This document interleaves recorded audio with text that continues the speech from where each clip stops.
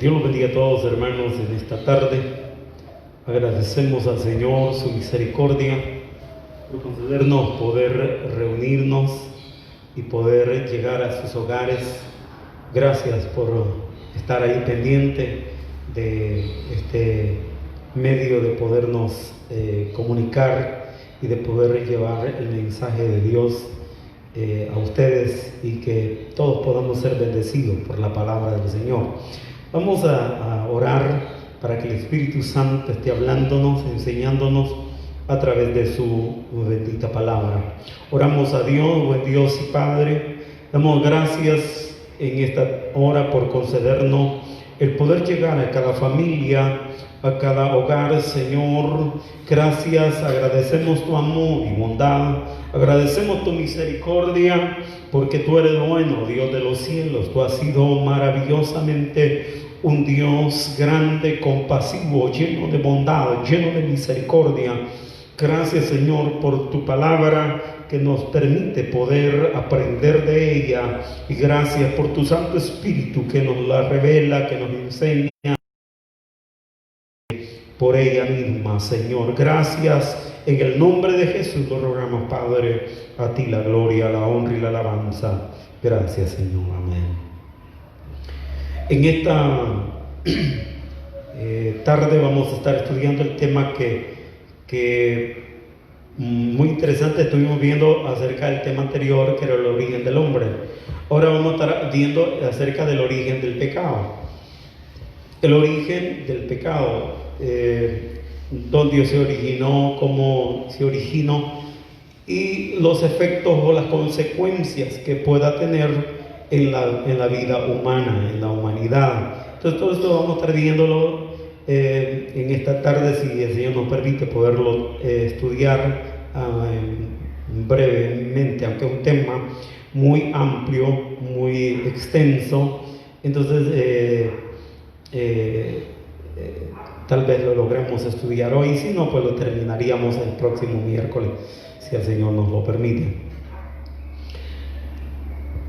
Estaremos viendo el origen, hay que verlo desde su origen bíblico, donde se origina.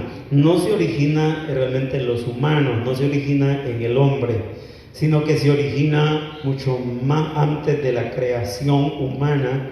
Se originó el pecado. No se menciona en la Biblia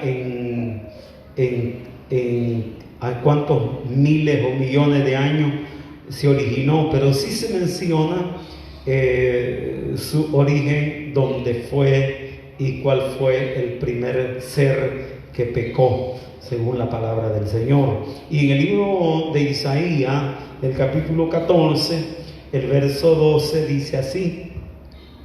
Dice: ¿cómo caíste del cielo, oh lucero, hijo de la mañana?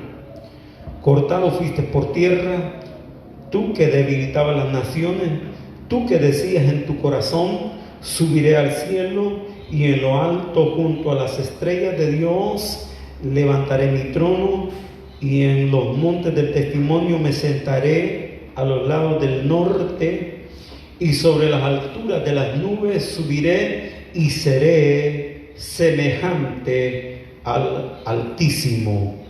Note esta expresión que se menciona en el capítulo 14 de Isaías.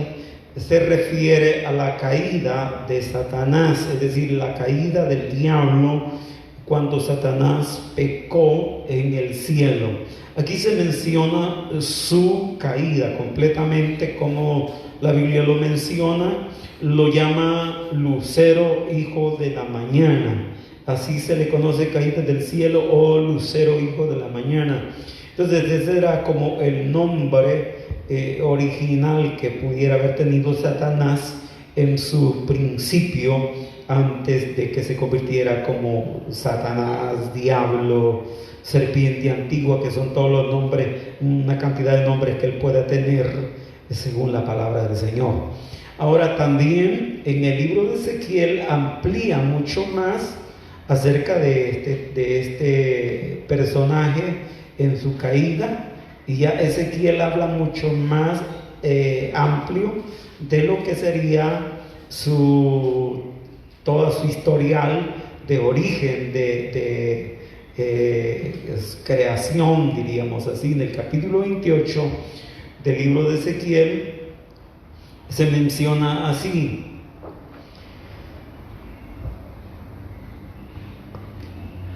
verso 12, también el capítulo 28: Hijo de hombre, levanta endechas sobre el rey de Tiro y dile: así ha dicho el Señor, tú eres el sello de la perfección, lleno de sabiduría, acabado de hermosura. En Edén, en el huerto de Dios estuviste, de toda piedra preciosa era tu vestidura, de cornalina, topacio, jaspe, crisólito, berilo, ónice, de zafiro, carbunclo, esmeralda y oro, los primores de tus tamboriles y flauta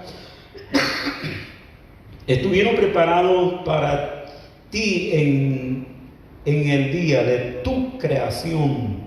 Tu querubín grande protector, yo te puse en el santo monte de Dios, ahí estuviste, en medio de las piedras de fuego te paseaba, perfecto eras en todos tus caminos, desde el día que fuiste creado hasta que se halló en ti maldad. A causa de la multitud de tus contrataciones fuiste lleno de iniquidad, pecaste por lo que yo te eché del monte de Dios y te arrojé de entre las piedras de fuego, oh querubín protector. Se enalteció tu corazón a causa de tu hermosura, corrompiste tu sabiduría a causa de tu esplendor. Yo te arrojaré por tierra, delante de los reyes te pondré para que miren en ti. Amén. Ezequiel amplía más acerca de lo que es este querubín protector. Isaías habla de lucero, hijo de la mañana. Ezequiel dice querubín protector, es decir, que tenía una posición de los ejércitos de Dios. Es decir, un querubín con mucha posición, mucho honor, y de todos los seres que Dios había creado, es el único que se menciona en las escrituras acerca de sus orígenes, de su creación, de todo lo que se le dio, de todo lo que se hizo en el día de su creación. Hubo como una alegría en su creación cuando él fue creado, pero se enalteció su corazón y pensó ser semejante al Altísimo, ser igual que Dios. Entonces por tanto Dios lo echó de el Edén eterno de Dios. El Edén eterno de Dios, es decir, el monte de Dios, es decir, la gloria misma de Dios, donde él pudiera estar con sus querubines, arcángeles y toda la corte angelical en el pasado. Pero no solo él fue el que pecó en el cielo, no solo él fue el que fue destronado. El libro de Apocalipsis menciona, en el capítulo 12, también nos menciona acerca del efecto que tuvo en los que obedecieron, porque no solo él fue, el pecador en ese entonces, sino que también engañó a otros ángeles y ellos también pecaron igual que él. Dice el capítulo 12, se menciona en el versículo 3 de Apocalipsis: también apareció otra señal en el cielo, he aquí un gran dragón escarlata, y aquí se le conoce ya como dragón. Aquí en este libro de Apocalipsis le menciona con varios nombres, pero aquí lo vamos a ver como el dragón, que así se menciona. Escarlata, que tenía 7 cabezas, 10 cuernos, y en sus cabezas 7 diademas, y su cola arrastraba la tercera parte de las estrellas del cielo y la arrojó sobre la tierra. Y el dragón se paró frente a la mujer que estaba para dar luz a fin de devorar a su hijo. Notemos acá de que el versículo 4 dice, y con la cola arrastraba la tercera parte de las estrellas del cielo. Entonces, el pecado no se originó en Adán y Eva. El pecado fue antes de Adán y Eva. Es desde el origen del pecado. En Satanás y los demonios que le siguieron. Y es por eso que nosotros estamos en la tierra, pero no solo nosotros los humanos, porque Satanás y los demonios fueron arrojados por tierra, están en la tierra. Entonces, por tanto, tenemos influencia maligna en cuanto a la cuestión del pecado. Y es por eso que cuando nuestros, digamos, antepasados, nuestros ancestros, que serían los primeros padres de la humanidad, que es Adán y Eva, ellos fueron creados, dice la Biblia, a la imagen y semejanza de Dios. Es decir, ellos no fueron creados bajo el principio del pecado, sino bajo el principio de santidad, bajo el principio de obediencia a Dios. Todo lo recto, todo lo puro, todo lo perfecto estaba en ellos. Pero la Biblia menciona acerca de una prohibición que en el capítulo 2, el verso 16, 15 y 16 se menciona, y aún el 16 y 17, quiero decir, y dice, y mandó el Señor Dios al hombre diciendo, de todo árbol del huerto podrás comer, mas del árbol de la ciencia del bien y del mal no comerás, porque el día de que de él comiere, ciertamente morirás. Esa es la única prohibición que Adán y Eva tenían después de que fueron creados. Entonces, la única prohibición, lo único que tenían prohibido. Sin embargo, ellos no se mantuvieron en la obediencia, y en el capítulo 13 menciona ya la caída de ellos, la caída del pecado, y cómo es que el pecado entró en la humanidad. Dice, pero la serpiente era astuta. El verso 1 del capítulo 3 dice, pero la serpiente era astuta más que todos los animales del campo que el Señor Dios había hecho, la cual dijo a la mujer, con que Dios os ha dicho, no comerás de todo árbol del huerto. Y la mujer respondió a la serpiente, del fruto de los árboles del huerto podemos comer, pero del fruto del árbol que está en medio del huerto, dijo Dios, no comerás de él, ni le tocaréis para que no muráis. Entonces la serpiente dijo a la mujer, no morirán, sino que sabe Dios que el día que comieres de él serán abiertos vuestros ojos y seréis como Dios, sabiendo el bien y el mal. Y vio la mujer que el árbol era bueno para comer y que era agradable a los ojos y árbol codiciable para alcanzar sabiduría, y tomó de su fruto, comió y dio también a su marido, el cual comió así como ella. Entonces fueron abiertos los ojos de ambos y conocieron que estaban desnudos. Entonces cosieron hojas de higuera y se hicieron delantales. Ahí está el origen del pecado en la humanidad, en el hombre. En esto del pecado del hombre ha habido como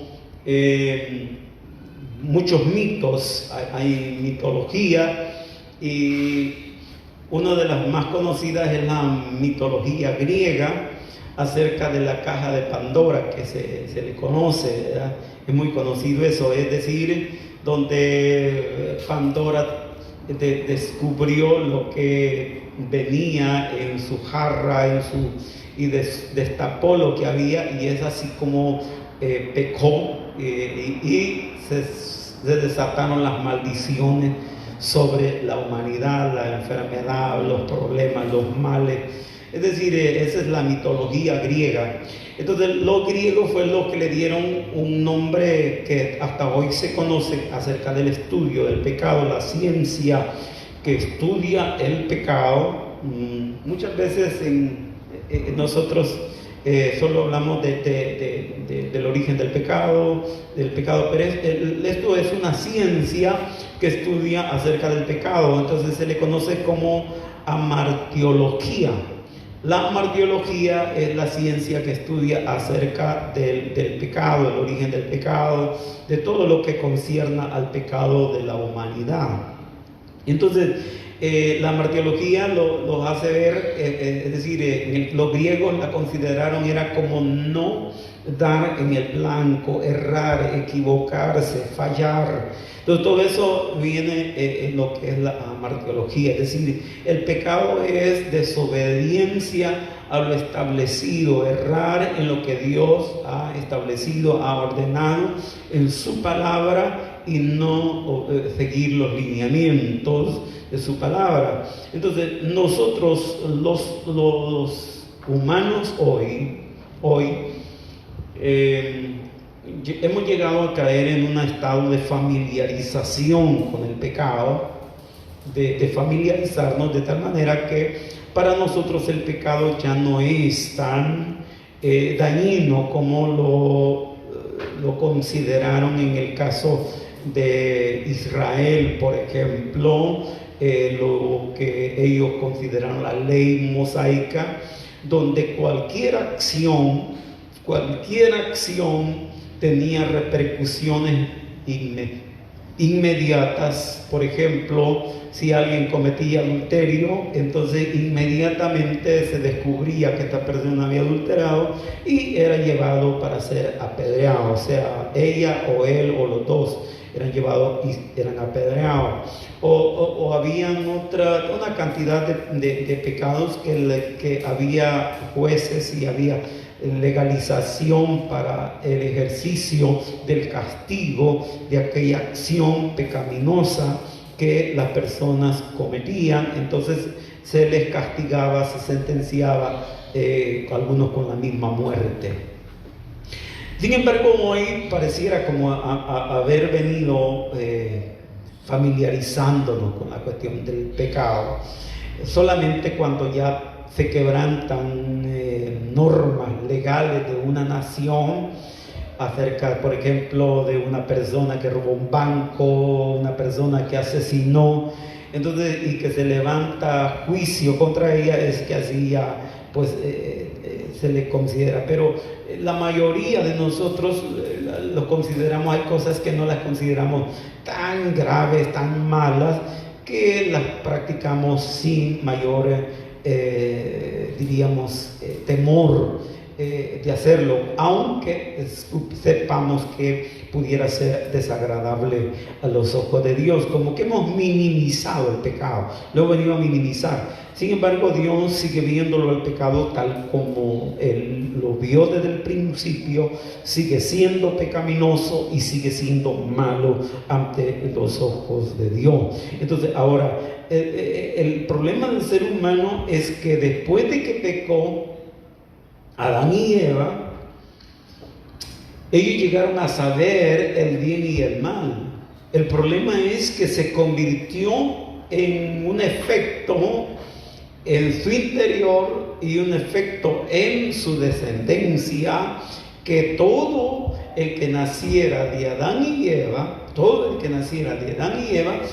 vendría bajo la influencia del pecado, es decir, sería un esclavo del pecado, estaría vendido al pecado. Es decir, no podía haberse liberado del pecado, sino que ya desde ahí vendría manchado por el pecado, y eso le afectaría en los propios desarrollos de su propia vida. De tal manera que, por ejemplo, Caín, que sería el primer hijo de Adán y Eva, mató a su hermano menor, él mismo lo asesinó, le quitó la vida, y ahí vemos ya la acción de la muerte, ya la muerte física, que sería el primer personaje que murió físicamente, fue Abel, aunque no era el hombre malo, sino Caín era el malo, pero el que pagó las consecuencias fue Abel del pecado de Caín. Pero ya había, como dije, ya venía trayendo sus efectos. Ahora, en el caso del libro del Génesis se menciona en el capítulo 6, cuando ya Dios va a castigar la primeras generaciones, dirían, no la primera, sino las primeras generaciones, porque han habido muchas generaciones, las primeras generaciones que vivieron hasta el diluvio, se les conoce como los antediluvianos. Dice la Biblia así: y vio el Señor que la maldad de los hombres era mucha en la tierra, y que todo designio de los pensamientos del corazón de ellos eran de continuo solamente el mal. Note la problemática del ser humano. Y esto no ha cambiado, esto no ha variado, esto sigue siendo igual hoy. El problema del ser humano es que dice que vio el Señor que la maldad de los hombres era mucha en la tierra, y que los pensamientos y designios del corazón de ellos eran de continuo solamente el mal. Es decir, que se está pensando y se está pensando en cosas malas. Se va a acostar y está pensando en cosas malas. Se levanta y anda pensando en cosas malas. Siempre la maldad en el hombre. Entonces es complicada la situación del ser humano. Es complicadísima ante los ojos de Dios, porque Dios sigue siendo Dios santo, Dios perfecto, Dios que no tolera el pecado. El problema del hombre es su inclinación al mal. Entonces, ¿cómo puede el hombre cambiar su condición? El problema es que esa condición lo llevó a estar bajo maldición, bajo enfermedad, bajo todos los efectos de su maldad, del dominio del pecado, diríamos decir, esclavizado por el pecado, de tal manera que el hombre no puede salir por sí mismo, no puede salir, porque primero es un dominio del pecado, y aparte de eso es un dominio de Satanás. Porque Satanás se apoderó, y dice en el libro mismo de Isaías que a sus prisioneros nunca abrió cárcel. Es decir, que por parte del diablo quisiera que nosotros todos, después de haber pecado, Dios nos mandara al mismo lago de fuego donde Él va a ir, donde Él va a ser castigado. Entonces no puede ser el hombre redimido si no es por una obra de Dios, sino la gracia de Dios en él. Entonces necesita el hombre conocer la misericordia de Dios, conocer la bondad de Dios, para poder liberarse del pecado, porque hay una esclavitud. Entonces es muy interesante que lo sigamos viendo.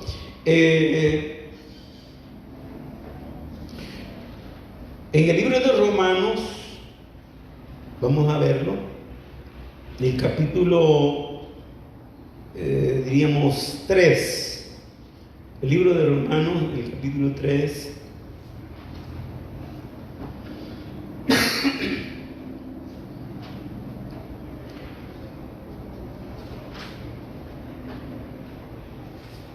se menciona algo que es muy interesante.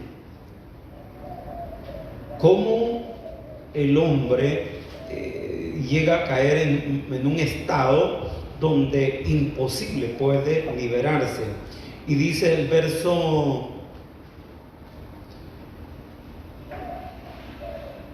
9 del capítulo 3, que pues somos nosotros mejores que ellos, hablando de los israelitas con los gentiles.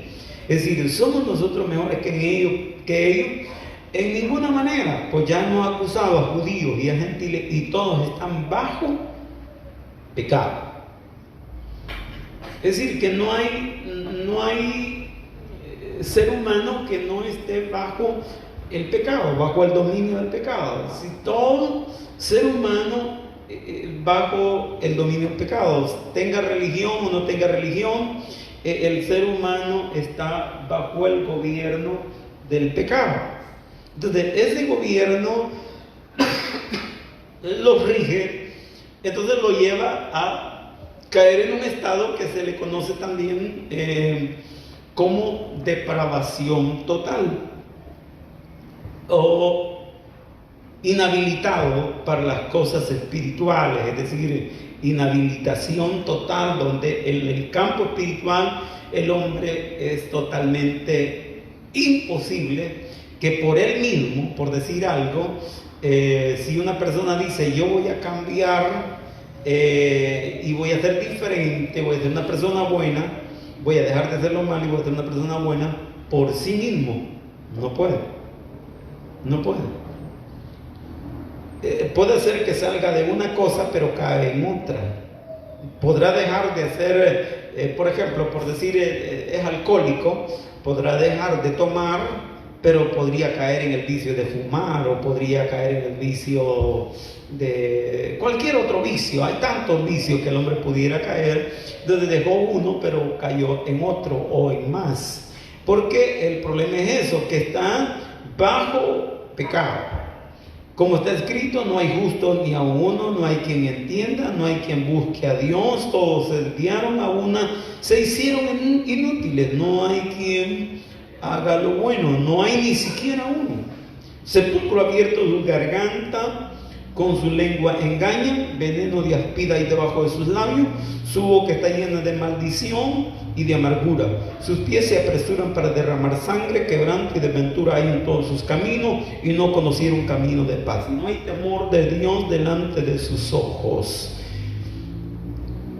Entonces, aquí nos menciona como una radiografía, como un escáner del interior humano, un escáner, porque uno mira a las personas y uno mira buena, pero el único que mira el corazón es Dios, y es engañoso el corazón. Entonces el exterior podría verse una persona honrada, una persona buena, y por eso no hemos tenido los grandes problemas cuando damos referencia. Cuando damos referencia de alguien, entonces uno se equivoca. Y uno dice, y yo que creía que era así, yo pensaba que él era así o que ella era así. Uno va a equivocarse porque el problema es que en el interior del ser humano hay maldad. En el interior hay maldad. En el interior siempre hay cosas que no van a ser buenas. Entonces, el problema de este estado es que el hombre por sí mismo no lo puede cambiar. Ese estado no lo puede cambiar el hombre. El único que puede cambiar ese estado es Dios. Entonces, cuando el hombre llega en ese estado de pecaminosidad tan elevada, tan grande delante de Dios, entonces se le pone bastante complicado para poder salir de él. Y el único que lo puede liberar, la Biblia menciona acá. Dice, por cuanto todos pecaron, el verso 23 del capítulo 3, por cuanto todos pecaron, están destituidos de la gloria de Dios. Así que no se trata de que yo por mi religión y que en la religión de mis padres y que en ella voy a morir y que no sé qué. No se trata de eso. Aquí se trata del problema que llevamos todos, del pecado. Y no se trata de una confesión religiosa, se trata de que la vida nuestra le pertenezca a alguien que realmente venció el pecado. ¿Cómo? ¿Quién venció el pecado? Porque aquí se menciona que el pecado nos ha vencido a todos y todos estamos bajo el pecado, dominados bajo el pecado. En el capítulo 7 de Romanos dice, hago el mal que no quiero y el mal que no quiero, eso hago. Entonces, soy dominado por él. Miserable de mí, ¿quién me librará de este cuerpo de muerte? Entonces, habla de ese dominio del pecado, que solamente quien puede librarnos es nuestro Señor Jesucristo. Así que la Biblia dice, por cuanto todos pecaron, están destituidos de la gloria de Dios. Entonces Dios tiene que hacer una obra en la vida nuestra para que nosotros podamos vernos liberados del pecado. En el capítulo 5 de Romanos dice así: por tanto, como el pecado entró en el mundo por un hombre, y por el pecado la muerte, y así la muerte pasó a todos los hombres por cuanto todos pecaron. Entonces, el efecto del pecado trascendió a cada niño, a cada persona que nace sobre esta tierra. Ya nace el pecado. La Biblia dice, en pecado me concibió mi madre, en pecado fui formado. Es decir, ya la mancha del pecado. Entonces, pero eso nos hace estar lejos de las promesas de Dios. Eso nos hace estar fuera de todo lo que pudiéramos tener favores divinos. No hay ningún favor, no tiene ninguna obligación Dios con el hombre por el pecado. Porque a causa del pecado Dios maldijo la tierra y la mujer también, con dolores y con el sudor de tu frente ganarás del pan hasta que vuelvas al polvo donde fuiste tomado. Es decir, ahí va a haber sufrimiento en ese vivir, en ese desarrollar, y te vas a morir y después pues vas a volver a la tierra. Entonces, es la realidad humana. Pero la eternidad, recordemos que el ser humano no es solo de polvo. El origen del hombre fue creado por Dios, ya lo vimos. Dios lo formó, le dio el soplo de vida y fue un alma viviente. Entonces el hombre es alma, cuerpo y espíritu. El cuerpo físico que nosotros tenemos hoy, de hecho, envejece y luego va a la tierra, lo sepultan y ya se acabó. Ese es el cuerpo físico, pero el alma y el espíritu dice que les vuelva a Dios que lo dio. Entonces, Dios quiere que nosotros volvamos a nuestro Dios, volvamos a nuestro principio, a nuestro origen. El problema es el amor al pecado, el amor a las tinieblas. La Biblia dice que el hombre no viene a la luz porque sus obras son malas.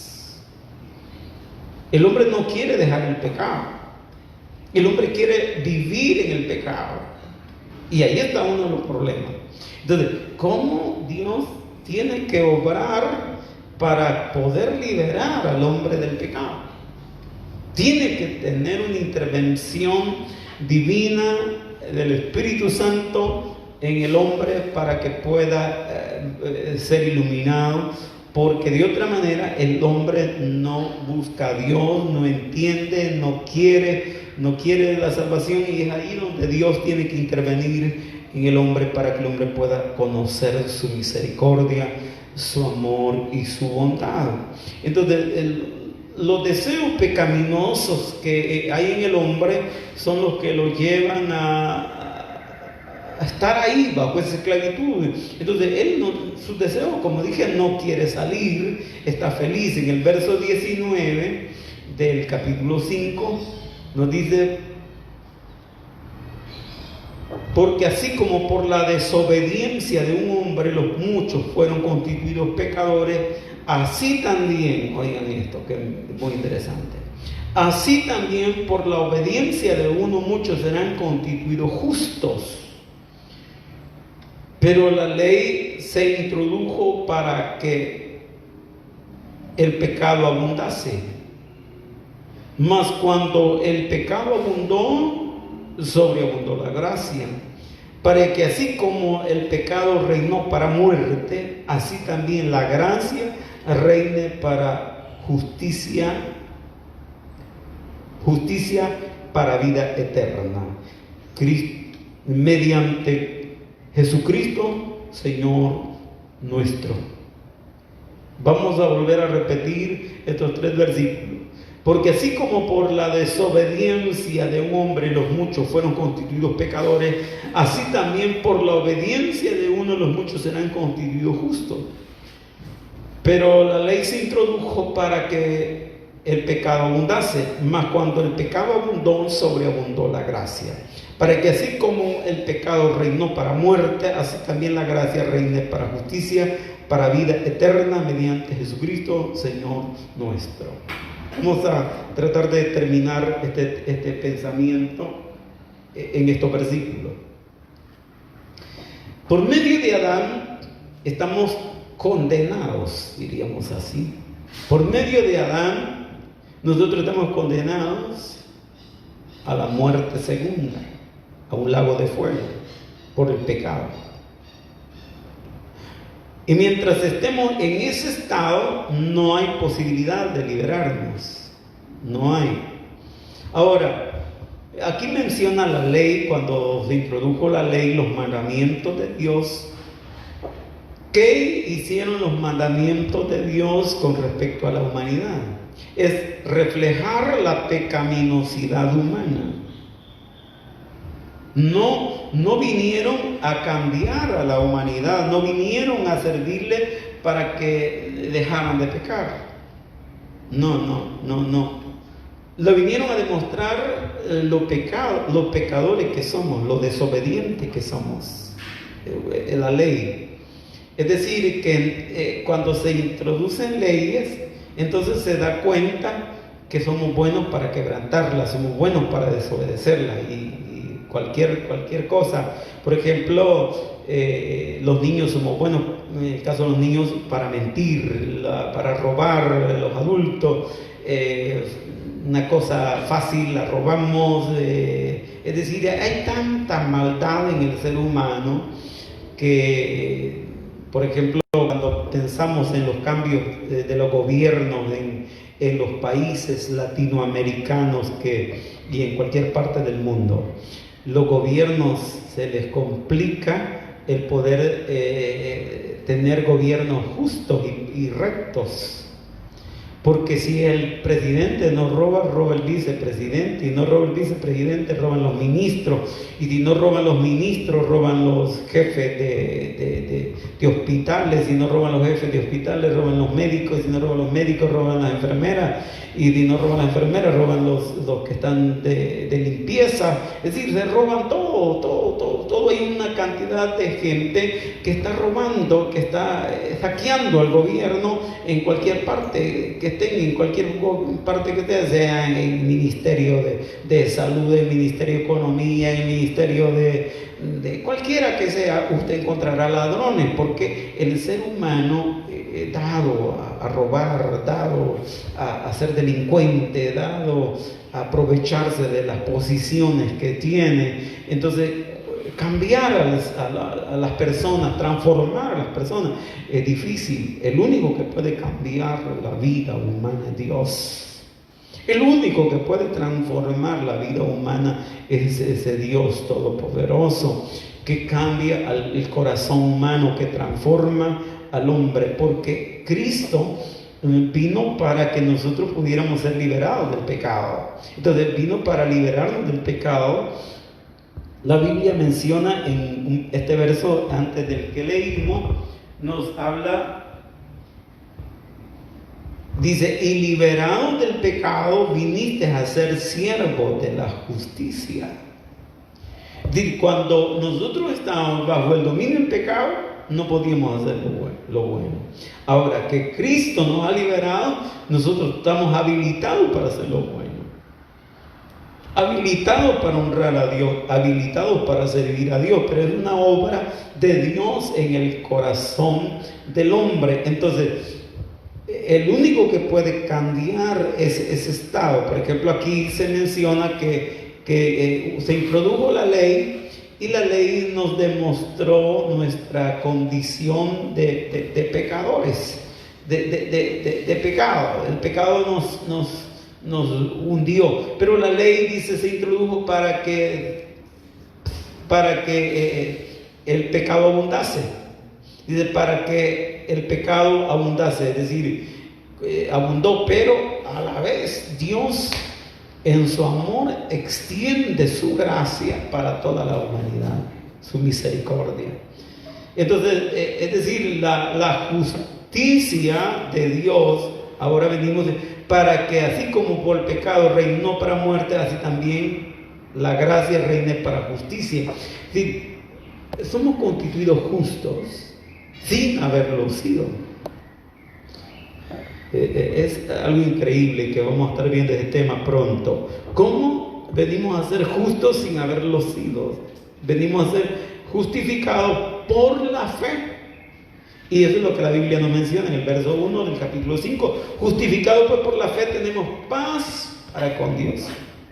Entonces ya no somos enemigos de Dios por el pecado, por haber robado, por haber mentido, por todo lo malo que hicimos.